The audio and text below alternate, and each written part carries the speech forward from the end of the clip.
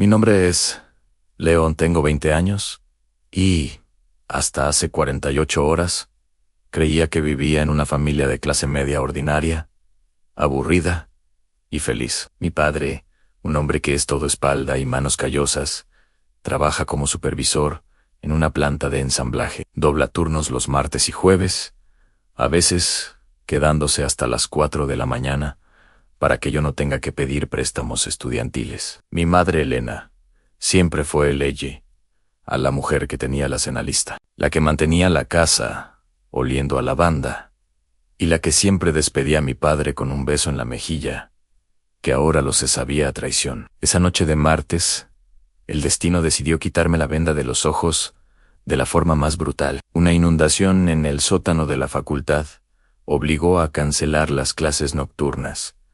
Regresé a casa a las 9:15. El cielo de la ciudad estaba gris, soltando una llovizna fría que calaba los huesos. Al llegar a la entrada, noté que las luces de la sala estaban apagadas, pero el televisor proyectaba un resplandor azulino contra las cortinas. Pensé que mi madre se había quedado dormida, viendo alguna serie. Como solía hacer, entré sin hacer ruido, cuidando de no despertar a nadie. Sin embargo, al cruzar el umbral, algo se sintió diferente. El aire no olía a lavanda, olía a un perfume de hombre caro, algo amaderado y fuerte, que definitivamente no era la loción de afeitar de $10 de mi padre. Y entonces, escuché la risa. No era una risa de televisión, era esa risa contenida, íntima, cargada de una complicidad que me revolvió el estómago antes de que mi cerebro pudiera procesar lo que estaba pasando. Mis pies se movieron por instinto, sin peso, hacia el pasillo que conduce a la habitación principal. La puerta estaba entreabierta, dejando escapar una franja de luz cálida que cortaba la oscuridad del corredor. Me detuve, a 2 metros. Mi corazón golpeaba mi pecho con tanta fuerza que juraría que el sonido rebotaba en las paredes. Mi pensamiento irracional, ese animal que todos llevamos dentro, me gritaba que abriera la puerta de un golpe, que gritara, que exigiera una explicación, pero algo más oscuro y frío tomó el control de mis extremidades. La necesidad de ver, para creer. Me asomé por la rendija. Ahí estaba ella, mi madre, la mujer que me leía cuentos de niño, la que le juró fidelidad eterna a mi padre, frente a un altar. Estaba enredada en las sábanas que mi padre compró con el sudor de su frente. Y el hombre que estaba con ella no era un desconocido. Era Javier, el tío Javier, el mejor amigo de mi padre, el tipo que se sentaba a nuestra mesa cada domingo, el que me regaló mi primera bicicleta. Estaban en una situación íntima profunda, una coreografía de engaño que se notaba practicada, fluida, habitual. En ese microsegundo, la sangre se me subió a la cabeza. Sentí una descarga eléctrica recorriéndome los dedos. Mis ojos buscaron frenéticamente algo pesado en el pasillo. Un paraguas de hierro, una estatuilla, cualquier cosa para entrar y romperle el cráneo a ese tipo, para borrarle la sonrisa de suficiencia, mientras mi madre lo abrazaba. El impulso de saltar sobre él y apretar su garganta hasta que sus ojos se pusieran blancos fue tan real que mis músculos se tensaron. El pensamiento de que ese bastardo estaba profanando el santuario de mi padre me quemaba las entrañas. Pero entonces ocurrió el clic. El pensamiento racional, frío como el hielo, se impuso. Si entraba ahora y lo mataba, o si le daba una paliza, el que terminaría en una celda sería yo. Mi padre se quedaría solo, con el corazón roto y un hijo asesino. Si hacía una escena, Javier saldría por la puerta. Se divorciarían. Y mi madre probablemente se llevaría la mitad de la casa que mi padre aún está pagando. Ah, no. Eso no era justicia. Eso era una rabieta de un niño herido. Yo no quería un arranque de furia. Yo quería una demolición. Retrocedí centímetro a centímetro, conteniendo la respiración, con el sabor amargo de la bilis en la garganta. Salí de la casa con la misma discreción con la que había entrado. Cerré la puerta principal con una suavidad quirúrgica. Me quedé parado bajo la lluvia, dejando que el agua fría apagara el incendio en mi cabeza. Mi mente empezó a trabajar a una velocidad que no conocía. Javier No era solo el amigo de mi padre, era el contador de la empresa donde ambos trabajaban. Javier manejaba las finanzas y mi padre confiaba en él ciegamente. Subí a mi auto y me quedé allí, en la oscuridad, observando las ventanas de mi casa. 10 minutos después, vi la silueta de Javier salir por la puerta trasera, esa que siempre estaba sin llave por seguridad. Lo vi caminar hacia su camioneta de lujo, esa que siempre presumía diciendo que era fruto de su buen juicio financiero. Se veía relajado, satisfecho. Encendió un cigarrillo y el humo se perdió en la noche. En ese momento, juré por la vida de mi padre que ese sería el último cigarrillo que fumaría con tranquilidad. Entré a la casa de nuevo 20 minutos después, haciendo ruido con las llaves para anunciar mi llegada oficial. Mi madre salió de la cocina, con una bata de seda y el cabello ligeramente revuelto, tratando de fingir que acababa de levantarse de una siesta. «Hola, hijo, ¿qué haces aquí tan temprano? Pensé que tenías clase hasta tarde», dijo ella, y su voz no tembló.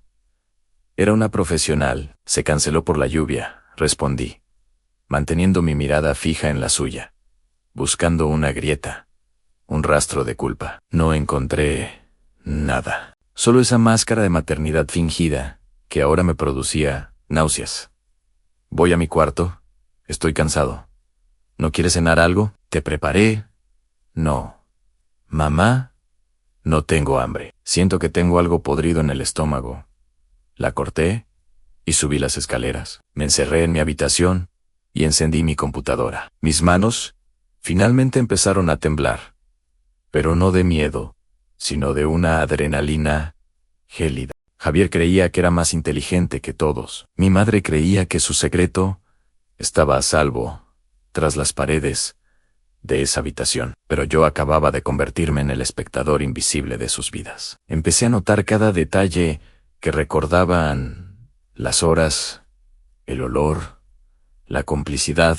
Mañana empezaría a hurgar en los archivos digitales que mi padre guarda en la oficina de la casa, esos que Javier le ayuda a organizar. Si Javier le estaba robando la mujer a mi padre, estaba casi seguro de que también le estaba robando algo más.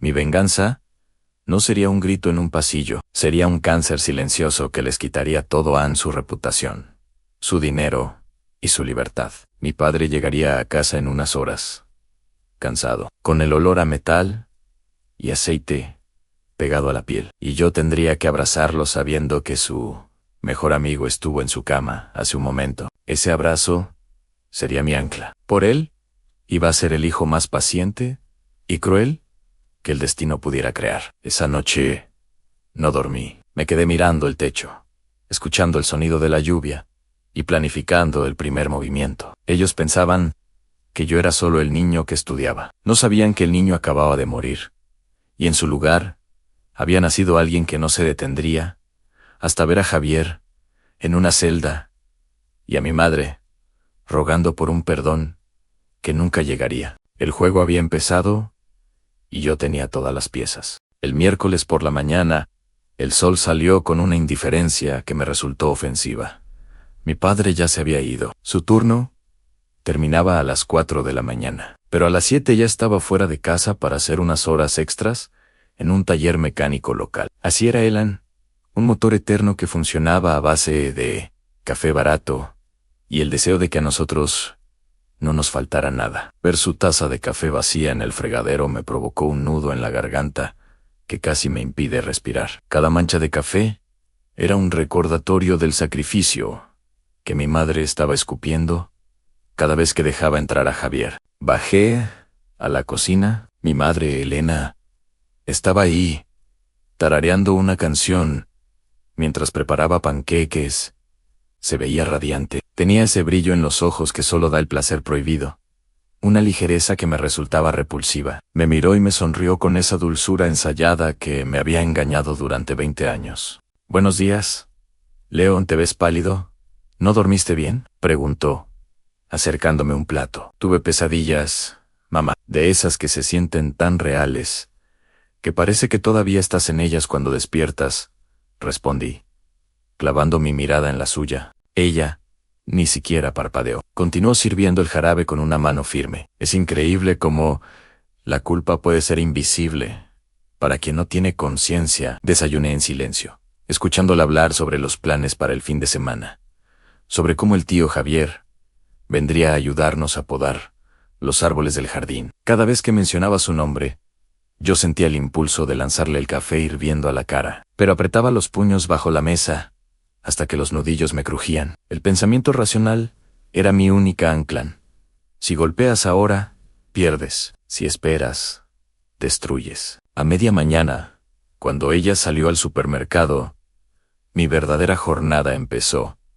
Me encerré en la oficina de mi padre. Es un cuarto pequeño, saturado de carpetas azules y olor a papel viejo. Mi padre no entiende de computadoras, así que Javier, el buen amigo, se encargaba de digitalizar todo y organizar las facturas de la pequeña empresa de transportes, donde mi padre era socio minoritario. Javier era el contador jefe de la firma principal y manejaba las liquidaciones de los socios pequeños. Encendí la vieja computadora de escritorio. Javier es arrogante, y la arrogancia es la madre de los descuidos. Encontré una carpeta oculta dentro de un directorio de juegos antiguos que yo usaba de niño. Estaba protegida por una contraseña, pero Javier siempre usaba la misma para todo en la fecha de su aniversario de bodas. Algo que mi padre recordaba cada año para enviarle flores a su esposa. Entré en lo que encontré.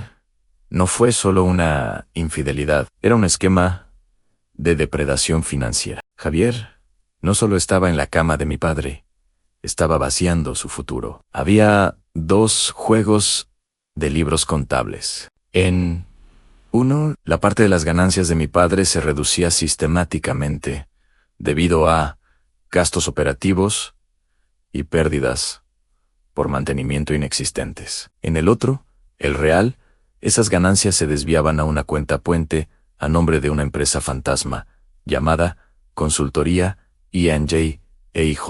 Se me heló la sangre. Mi madre no solo era infiel, era socia en el robo. Ella estaba ayudando a desangrar al hombre que se estaba matando a trabajar para que ella pudiera lucir esos bolsos caros que decía comprar en ofertas de liquidación. Estaban acumulando un fondo de escape. Querían dejar a mi padre en la ruina absoluta, probablemente esperando a que terminara de pagar la casa para forzar un divorcio donde él se quedara con las deudas y ellos con el capital líquido. Copié cada archivo, cada comprobante de transferencia y cada correo electrónico en una memoria USB. Mis manos temblaban, pero esta vez era por una euforia gélida.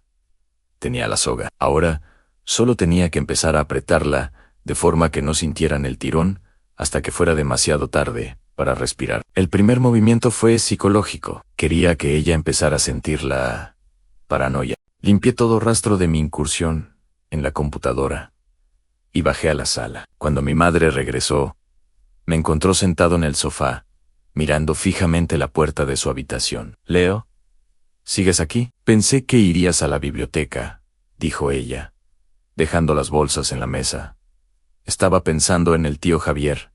«Mamá, ¿no te parece que ha estado actuando raro últimamente? Como si escondiera algo». Solté, como quien arroja una piedra a un pozo oscuro.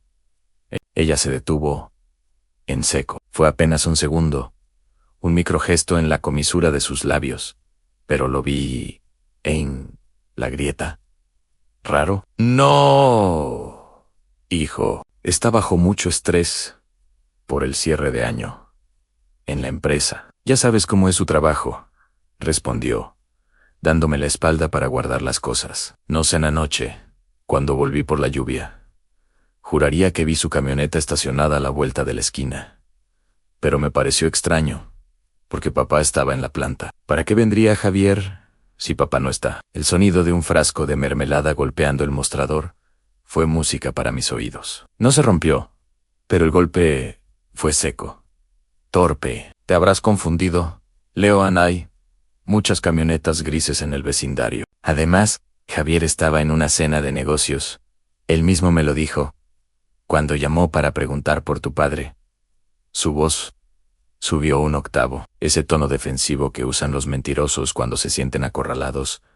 Sí, Probablemente tienes razón. Fue la lluvia. Subí a mi cuarto y cerré la puerta con llave. Saqué mi teléfono y creé una cuenta de correo desechable. No les enviaría las fotos que tomé esa noche todavía. Eso era demasiado directo.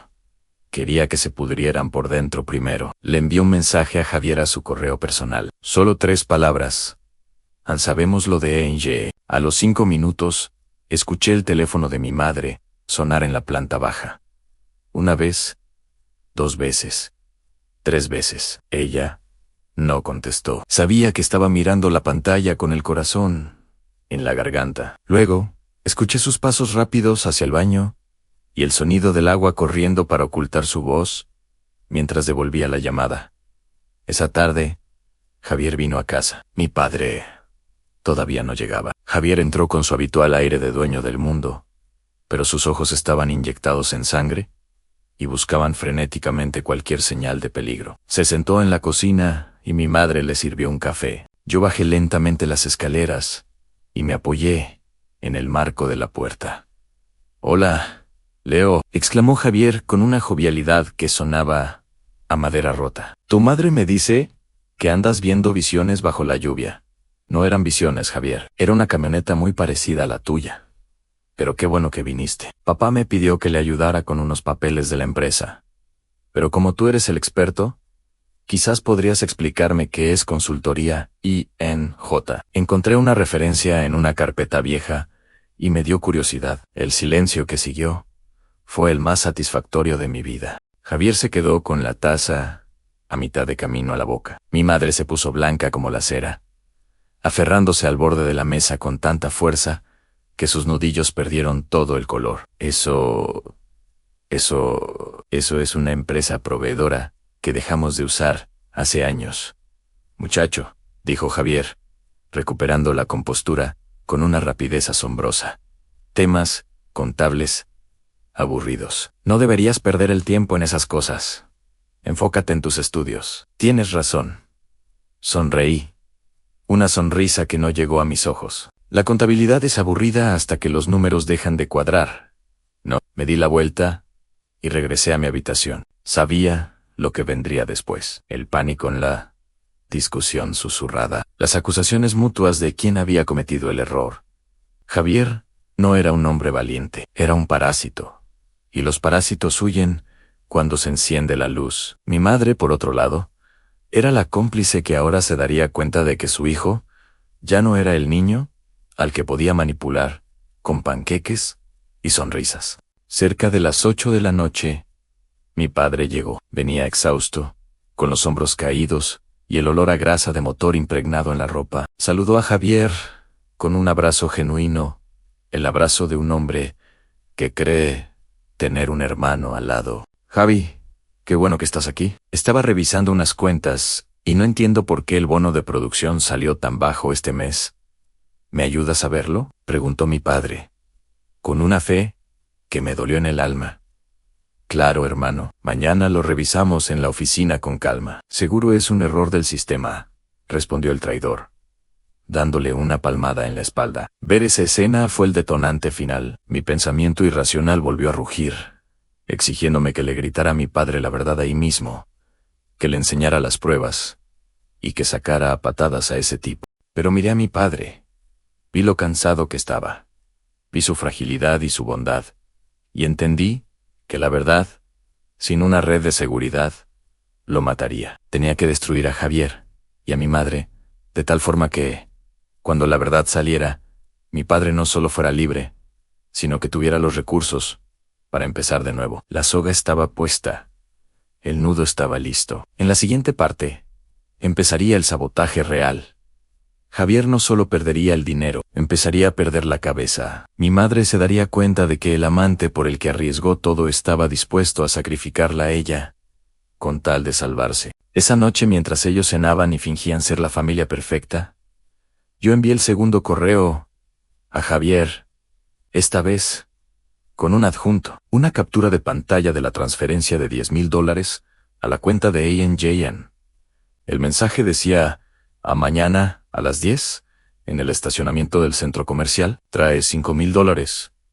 Si quieres saber quién más tiene esta carpeta, el juego se había vuelto letal. Javier creería que lo estaban chantajeando. Empezaría a sospechar de sus socios, de sus otros enemigos, e incluso de mi madre. Dividir y conquistar. Esa era la consigna. Mañana vería hasta dónde era capaz de llegar Javier por su codicia. El jueves, a las 10 de la mañana, el estacionamiento del centro comercial estaba medio vacío, envuelto en una neblina gris que parecía salida de mi propio estado de ánimo. Me estacioné en un rincón alejado, lo suficientemente lejos para ver sin ser visto, pero lo suficientemente cerca para sentir el pulso de la situación. Javier llegó 5 minutos tarde, en su camioneta gris, moviéndose con la agitación de un animal acorralado. No bajó del vehículo de inmediato. Se quedó adentro, mirando a todas partes, con las manos aferradas al volante. Yo no iba a presentarme, no. Todavía. Mi objetivo no era el dinero, sino ver cómo reaccionaba bajo presión. Quería que sintiera que el suelo bajo sus pies era de cristal y que alguien, en cualquier momento, podía darle un martillazo. Le envié un mensaje de texto desde el número virtual. Mira hacia el basurero azul a tu izquierda. Deja el sobre detrás del contenedor y vete. Si veo a la policía, o si intenta seguirme, los archivos se envían al correo personal de tu jefe y al de la esposa de tu socia en 10 segundos. Lo vi por el retrovisor. Javier salió de la camioneta, sudando a pesar del frío. Tenía un sobre amarillo en la mano. Caminó hacia el basurero con pasos torpes, dejando el dinero donde le ordené. Lo vi regresar a su auto casi corriendo, derrapando, al salir del estacionamiento.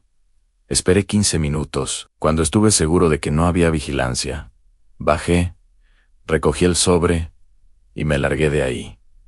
Había $5,000 en billetes de 100. El dinero que mi padre perdió en horas de sueño ahora estaba en mis manos. Pero esto era solo el inicio de la devolución. Regresé a casa y encontré a mi madre en un estado de nerviosismo absoluto. Estaba limpiando la cocina por tercera vez en la mañana, moviéndose de forma errática. El teléfono no paraba de sonarle, pero ella no contestaba. Sabía que era Javier, probablemente colapsando y exigiéndole explicaciones sobre quién podría saberlo de la cuenta.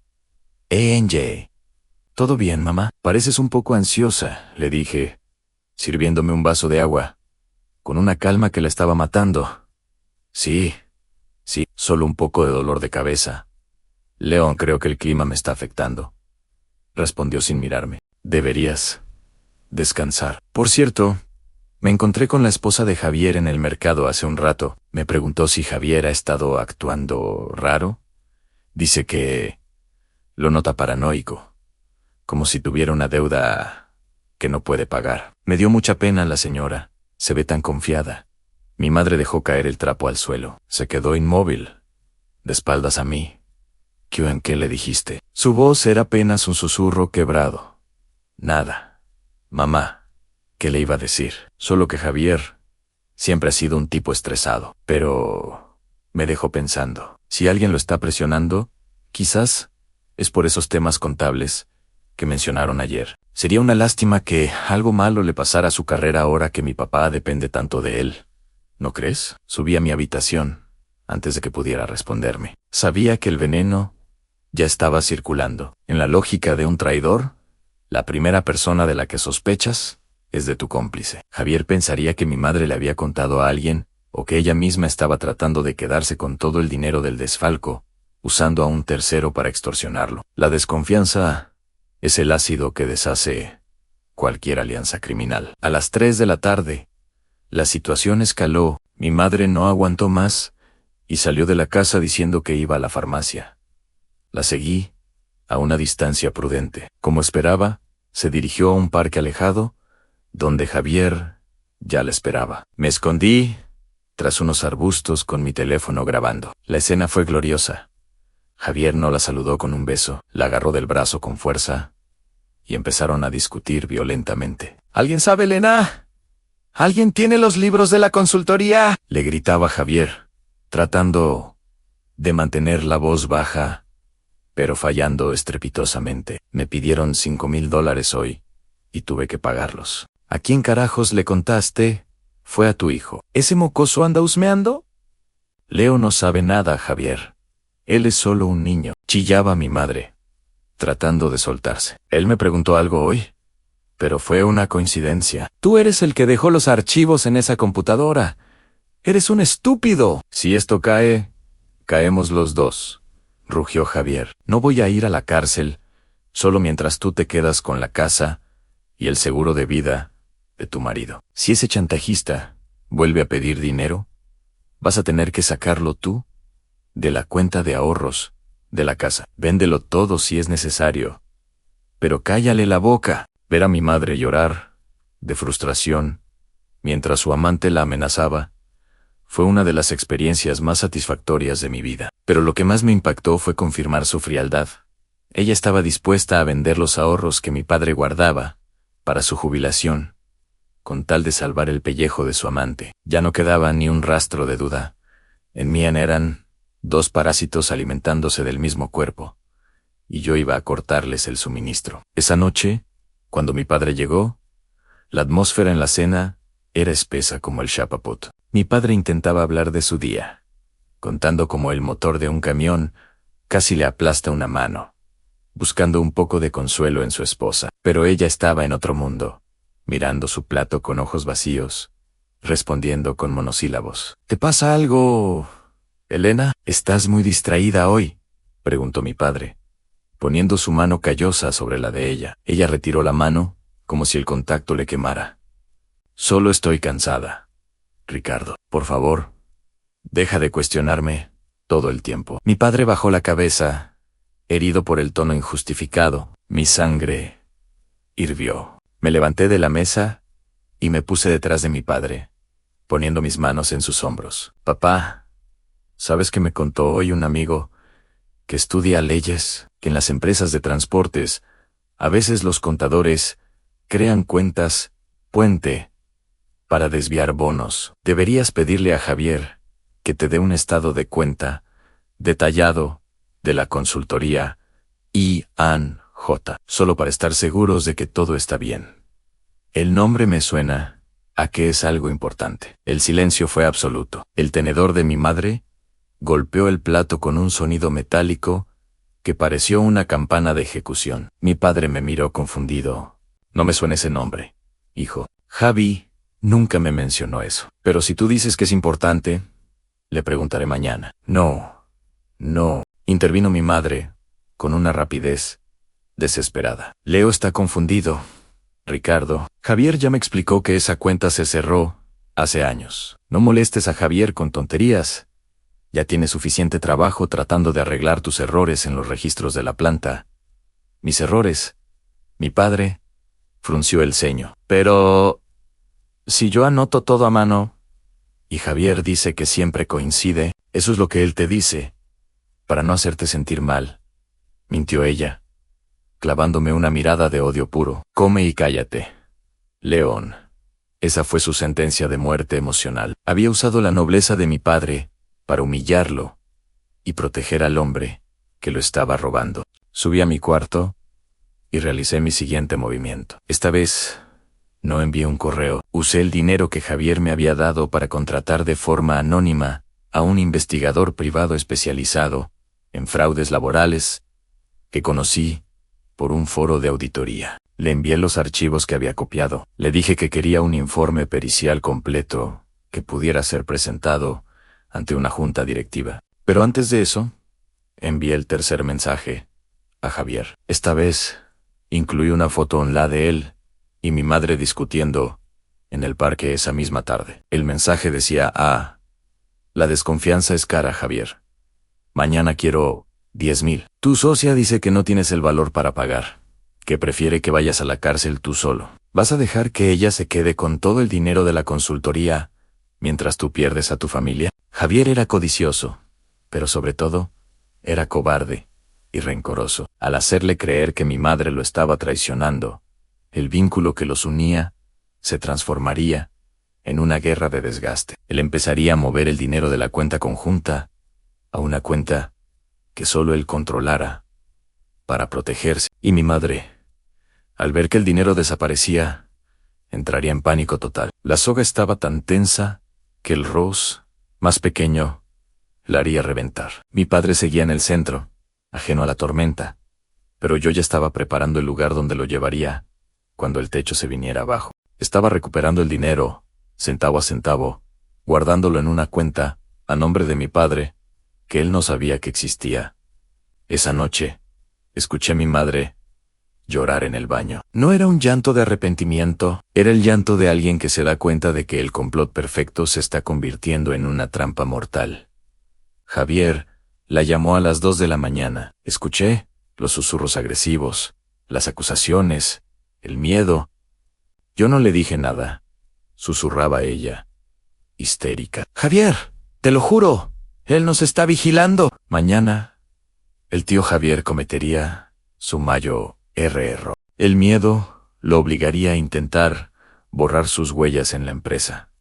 Y ahí es donde mi investigador privado y yo estaríamos esperando para cerrar la trampa. La venganza estaba dejando de ser un plan para convertirse en una realidad inevitable. Javier iba a perder su libertad, y mi madre iba a descubrir que en el mundo de los traidores, nadie te guarda el lugar cuando el barco se hunde. El viernes amaneció con un aire pesado, cargado de esa electricidad que precede a las catástrofes. Javier no apareció por la casa, pero el ambiente estaba infectado por su presencia. Mi madre se movía como un animal herido, con los ojos hundidos y las manos temblorosas. Pasaba horas pegada al teléfono, enviando mensajes frenéticos que Javier ya no contestaba. La semilla de la desconfianza que planté había germinado en Javier.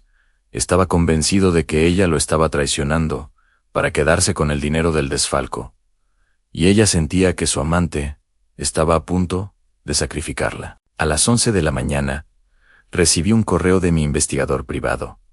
El informe era demoledor. Javier no solo desviaba dinero a consultoría E&J, sino que había estado falsificando la firma de mi padre en documentos de auditoría interna durante los últimos 2 años. Si la empresa descubría el agujero financiero hoy mismo, todas las pruebas apuntarían directamente a mi padre como el responsable del robo. Javier, como contador jefe, había preparado el terreno para que mi viejo fuera el chivo expiatorio perfecto, mientras él y mi madre escapaban con el botín. Sentí una furia fría recorriéndome la espalda. Mi pensamiento irracional quería tomar un martillo y destrozarle la cara a Javier en ese mismo instante. Pero mi parte racional me recordó que el tipo ya estaba cavando su propia tumba. Solo tenía que empujarlo. Cerca del mediodía, escuché a mi madre gritar en la sala.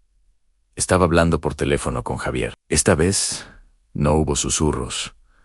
No puedes hacerme esto, Javier. Tú prometiste que nos iríamos juntos, chillaba ella, con la voz rota por la desesperación. ¿Cómo que la auditoría se adelantó? Dijiste que tenías todo bajo control. No me digas que vas a dejar que involucren a Ricardo. Hubo un silencio.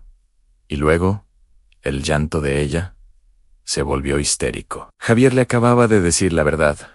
Él ya había entregado los documentos sospechosos a la junta directiva para salvar su responsabilidad. Había entregado a su mejor amigo a los lobos. Mi madre se desplomó en el sofá, dándose cuenta de que el hombre por el que arriesgó su familia la había desechado como basura. Salí de mi habitación y bajé las escaleras lentamente. Me quedé parado frente a ella, mirándola con un desprecio que no intenté ocultar. Parece que el tío Javier no era tan leal como pensabas, ¿verdad, mamá?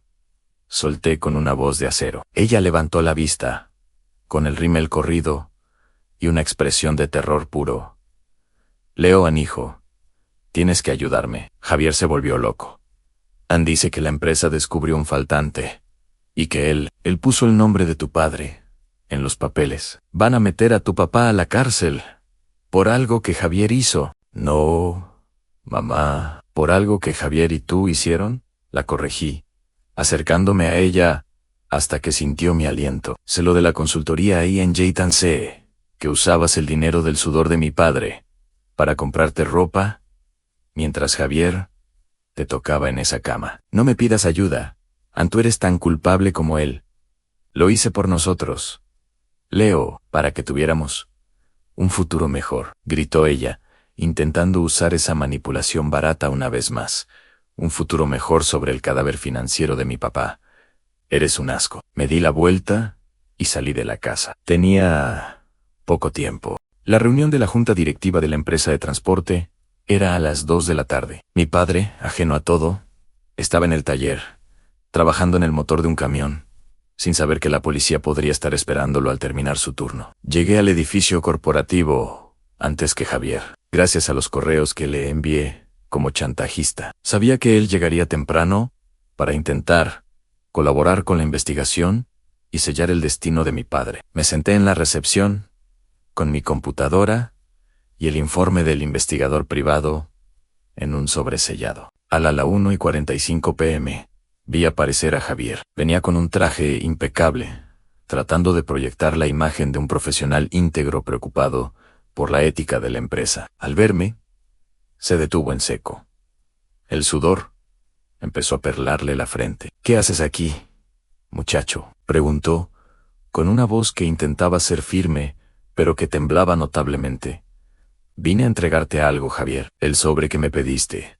Mentí, sonriendo para que la recepcionista no sospechara nada. Pero pensé que sería mejor entregárselo directamente al director general, ya sabes, para que no haya errores de sistema. Javier se puso lívido. Intentó agarrarme del brazo para sacarme de ahí, pero me zafé con un movimiento brusco. «Sí, me tocas». Voy a gritar tan fuerte que los guardias de seguridad van a encontrar los $10,000 que tienes en el maletín de tu auto. «Los mismos que sacaste de la cuenta de mi padre esta mañana», le susurré al oído. En ese momento, la secretaria del director salió y nos indicó que podíamos pasar. La junta directiva estaba compuesta por 4 hombres mayores, socios fundadores que respetaban a mi padre por su honestidad de décadas. Javier entró primero, tratando de adelantarse. «Señores, lamento informarles que tras una revisión exhaustiva hemos encontrado pruebas contundentes de que el supervisor Ricardo ha estado desviando fondos a través de una cuenta externa». Empezó Javier, sacando unos papeles falsificados. «Es doloroso para mí, siendo su amigo, pero mi lealtad a la empresa es mayor». Los socios miraron los papeles con tristeza. Estaban a punto de llamar a la policía. Fue entonces cuando me puse de pie. «Señores, mi padre no sabe ni cómo usar una hoja de cálculo, mucho menos cómo crear una empresa fantasma en las Islas Caimán, como lo hizo el señor Javier», dije, colocando mi computadora sobre la mesa de conferencia. «Este niño no sabe de lo que habla. Está en shock por la noticia», gritó Javier, tratando de cerrarme la laptop. «Al contrario, Javier, sé exactamente de lo que hablo. Aquí tienen el informe pericial de un auditor forense independiente. Muestra cómo las firmas de mi padre fueron escaneadas y pegadas digitalmente. Pero más importante, muestra el rastro de la IP desde donde se realizaban las transferencias a la consultoría INGES a la computadora personal de Javier, ubicada en su propia casa. Y aquí hice clic en un video. Tienen a Javier y a su socia, mi madre, discutiendo ayer en el parque sobre cómo planeaban culpar a mi padre de este desfalco para quedarse con el dinero». El silencio en la sala fue absoluto, solo roto por el sonido de la respiración agitada de Javier. En el video se escuchaba claramente a Javier diciendo: «Ansi, esto caemos los dos. Voy a involucrar a Ricardo para que él sea el que termine en la cárcel». El director general miró a Javier con un asco infinito. «Javier, llama a seguridad», dijo el director, «y llama a la policía, no solo por el fraude, sino por el intento de incriminar a un hombre inocente». Javier intentó huir, pero los guardias ya estaban en la puerta. Lo vi ser esposado en el pasillo, frente a todos sus colegas. Su máscara de éxito se había deshecho, revelando al parásito cobarde que siempre fue. Mientras se lo llevaban, me acerqué y le dije: «Te dije que la desconfianza era cara. Ahora vas a tener mucho tiempo para calcular cuánto te costó la cama de mi padre». Salí del edificio y llamé a mi padre. Le pedí que nos reuniéramos en un café tranquilo. Cuando llegó, todavía con la grasa en las manos, le conté todo. Le enseñé las fotos, los correos y el video. Vi cómo el hombre más fuerte que conozco se desmoronaba frente a mis ojos. No lloró por el dinero, lloró por la traición del hermano que eligió y de la mujer con la que compartió 20 años. ¿Por qué no me dijiste antes, hijo?, me preguntó, con la voz rota. Porque necesitaba asegurarme de que no perdieras nada. Papá, Javier ya está preso. El dinero que te robó ya está siendo rastreado y lo vas a recuperar. Y respecto a mi madre, bueno, ella todavía no sabe que el teatro se terminó. Regresamos a la casa juntos. Mi madre estaba en la sala, con las maletas hechas, probablemente planeando huir antes de que la policía llegara por ella.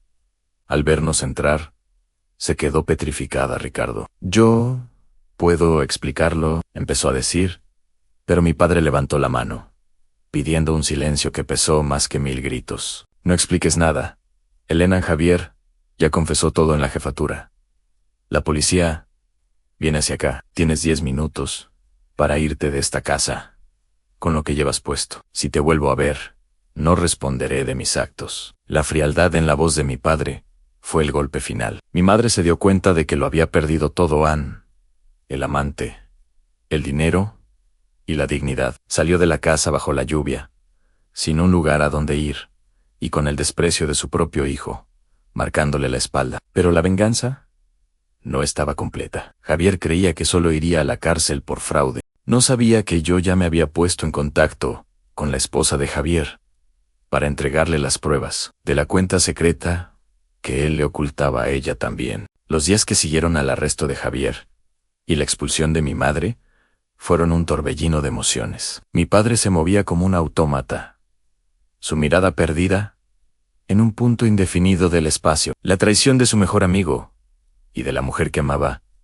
lo había vaciado por dentro. Yo era su único pilar y sentía el peso de esa responsabilidad con cada fibra de mi ser. El dinero que Javier intentó robar, que yo había interceptado y desviado a la cuenta secreta de mi padre, sirvió para pagar abogados y para que mi padre no tuviera que preocuparse por las cuentas mientras procesaba su dolor. Pero yo no había terminado. Javier creía que su problema se limitaba al fraude empresarial. No sabía que el verdadero infierno estaba por desatarse. Una semana después de su arresto, la esposa de Javier, Clara, me llamó. Había recibido un sobre anónimo con documentos en extractos de la cuenta, consultoría INJ, y copias de los cheques que él desviaba, incluyendo las fotos de mi madre y Javier en el parque.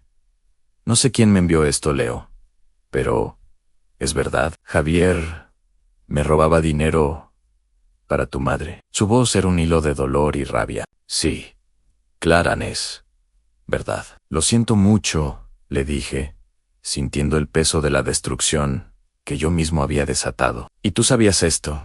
¿Por qué no me lo dijiste? Su voz se quebró. No lo supe hasta el final, Clara. Y cuando lo hice, mi prioridad era proteger a mi padre. Pero el hombre que te robó y te engañó está donde tiene que estar. Espero que esto te ayude a tener un poco de justicia. Clara no tardó en actuar. Con las pruebas que le envié, presentó una demanda por desfalco conyugal y por el 50% de todos los bienes de Javier. La empresa donde trabajaban ambos, al ver la magnitud del fraude y la falsificación de firmas, no solo despidió a Javier, sino que lo demandó por daños y perjuicios, añadiendo más años a su posible condena. Javier, el hombre que presumía de su buen juicio financiero, estaba ahora en prisión preventiva, sin un centavo para pagar una fianza, y su esposa lo estaba desangrando legalmente. Mientras tanto, mi madre intentó contactarnos. Sus llamadas eran interceptadas y bloqueadas, sus mensajes ignorados. Una tarde, apareció en la puerta de la casa, con la misma ropa con la que se fue, desaliñada, con los ojos hinchados de tanto llorar. Ricardo, por favor, déjame explicarte. Te juro que Javier me manipuló, gritaba, golpeando la puerta. Mi padre, sentado en la sala, Ni siquiera se inmutó. Lo vi a través de la ventana. Me acerqué a la puerta y me asomé por la rendija. Mamá, Javier ya confesó que el plan era de los dos. Y las pruebas de la cuenta ING demuestran que fuiste su socia en el robo. Ya no eres bienvenida aquí. Soy tu madre, Leo. No puedes hacerme esto. No tengo a dónde ir, chillaba ella, su voz rompiéndose. No eres mi madre. Eres la mujer que traicionó a mi padre y que quiso verlo en la cárcel para escapar con su amante. Ese es tú, Carmen, vete. No pude ver su reacción. Cerré la puerta con llave y corrí las cortinas. La escuché llorar y gritar mi nombre por un largo rato, hasta que el silencio de la calle anunció que se había ido. No sentí alegría, en solo una amarga satisfacción. Había cumplido mi juramento. El juicio de Javier fue un circo mediático. La prensa local devoró la historia del contador ejemplar, que resultó ser un ladrón y un adúltero. Mi padre testificó, con la dignidad de un roble. La esposa de Javier, Clara, testificó con una furia silenciosa que conmovió a todos. Las pruebas eran irrefutables. Los informes forenses que yo había encargado, las grabaciones que hice, las transferencias de la cuenta EING y los testimonios de varios socios, a quienes Javier también había intentado estafar, en menor medida. Javier fue condenado a 15 años de prisión por fraude, malversación de fondos y falsificación de documentos. La imagen del éxito que tanto había cultivado se desmoronó por completo. Lo vi en el estrado. Intentó cruzar mi mirada, pero yo lo ignoré. Mi venganza no era personal, era un acto de justicia fría y calculada. Respecto a mi madre, ella desapareció del mapa por un tiempo. Unos meses después, la vi, no en persona, sino en un reportaje local sobre la gente sin hogar en el centro de la ciudad. Estaba sentada en un banco de una plaza, con la ropa sucia y el cabello descuidado, pidiendo limosna. La mujer que había pisoteado a mi padre y me había mentido a la cara, ahora vivía en la calle. No sentí compasión, solo el eco de mi propia frase y no tienes a dónde ir. Mi padre y yo vendimos la casa. Era un lugar lleno de fantasmas y mentiras. Con el dinero de la venta y la compensación que la empresa de transporte tuvo que pagar por el fraude, gracias a mi abogado, que demostró negligencia, mi padre invirtió en una pequeña finca en el campo. En el campo dejó la fábrica, compró unas cuantas hectáreas y empezó a cultivar sus propias verduras. Un trabajo honesto, bajo el sol, lejos de la toxicidad de la ciudad. Yo me mudé con él, terminé mis estudios de auditoría, pero en lugar de buscar un trabajo corporativo, me especialicé en auditoría forense para pequeñas empresas, ayudando a gente honesta a protegerse de Javiers. Dedico mi vida a evitar que otros padres, como el mío, sean desangrados por la confianza mal puesta. A veces, cuando visito la ciudad por trabajo, paso por esa plaza. La he visto un par de veces, Elena, siempre con la misma mirada vacía, con la misma desesperación. Nunca me acerco. Ella no existe, para mí, a mí.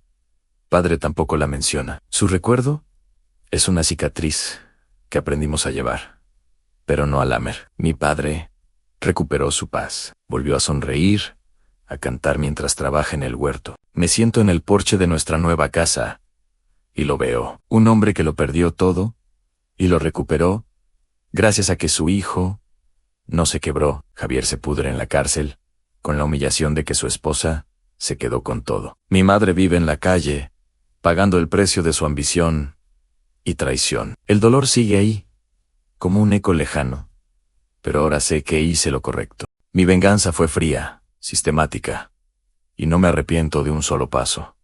La gente dice que el karma es lento. Yo lo aceleré, y la satisfacción de ver a mi padre libre y a los traidores pagando su condena es el único consuelo que necesito.